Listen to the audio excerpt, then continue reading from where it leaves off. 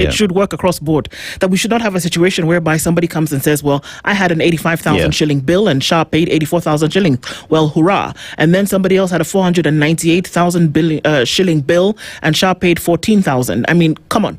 Which system are we talking about? But it is clear here that the reason why this is happening is that from the very beginning, from the onset, because this is not even about migration to digital, that is clear from the very beginning that there was not enough money in the kitty for you to start giving out, or rather delivering health services. Remember, once you go to hospital, you pay, you receive services in an arrears system because they come back later to pay the medical facility.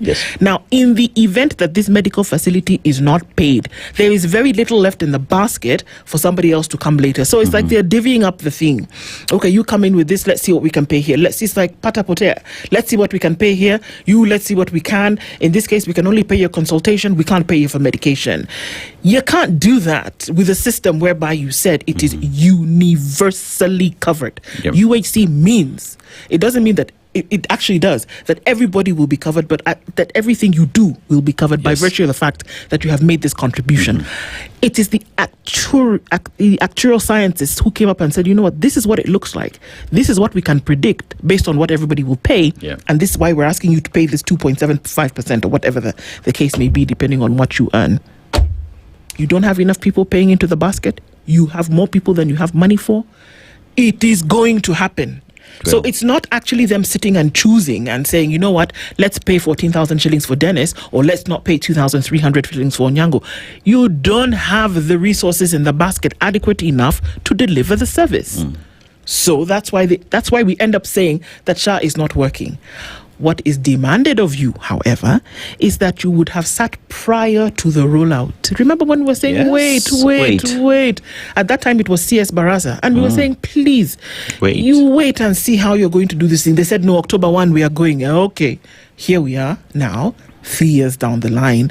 And I don't know that it's any better than it was then. You don't do. When you just listen to it, this is Onyango speaking here today. There is the other time we're talking to someone, I think it was Karanjo or someone, who said that he goes to hospital and he lies about how he's feeling. So that he's not asked to dish out some more money because he doesn't have it. When you talk about access to healthcare, those two examples tells you that when one person is left out, Shah is not working. I don't care how you want to look at it. But at the moment where you call it universal healthcare and one person who is paid up does not access healthcare, please go tell that person that Shah is working. Go tell that person that Shah is working and that you're very proud that it is working. Because we've heard that man, how broken he is. He said, I have paid up, I have gone to hospital, I have sought services, they've told me I have to pay from my pocket. What has he told us? My Shah cover has expired in June. I am not keen in paying for that Shah because it did not work for me. The 8,700 that I paid actually didn't work for me. Why am I going to go and pay again? Why am I going to pay back again? Exactly. These are the real conversations. But, you know, I just remembered something. You know how people just used to use it as a political gimmick back and forth? Have you noticed that Shah is not something that anybody's fighting about anymore? Because it's pretty evident across board that you're having more than teething problems with this thing.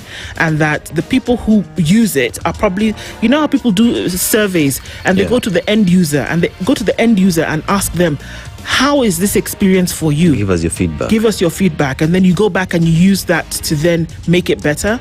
Surprise. It could be that this is one of the ways in which this could actually work. We're talking about Shah this morning. Dear Mr. President, this is what it looks like. We're hearing from you guys as